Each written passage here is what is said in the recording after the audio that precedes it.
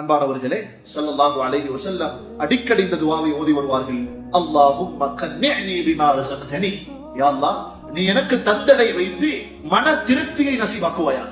கன்னிஅனி பிமா ரஸக்தனி. அடுத்து சொல்லுவார்கள் வபாரிக் லீ ஃபீஹி, அதிலே பரக்கத்து செய்வாயாக. மூன்றாவது சொல்லுவார்கள் யா அல்லாஹ் வக்லுஃப் அலைய, எனக்கு என்னிடமிருந்து எதுவெல்லாம் தவறி போயிருக்கிறது, குல்ல காயிபத்தின் லீ பிகைர், எதுவெல்லாம் எனக்கு வர வேண்டியது, நான் எதிர்பார்த்தது அல்லது என்னிடம் இருந்தது தவறி தப்பி போயிருக்கிறதோ அத்தனைக்கும் சிறந்த பிரதி உபகாரத்தை எனக்கு தருவாயாக.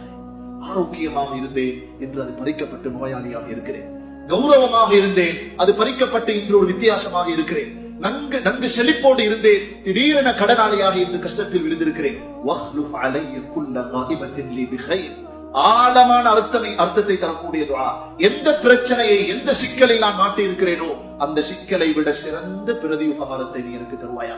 அல்லாஹும்ம கன்னிஅனி பிமா ரஸக்தனி வபாரிக் லீ ஃபீஹி வக்லுஃப் அலைய குல்ல காயிபத்தின் லீ பிகைர்.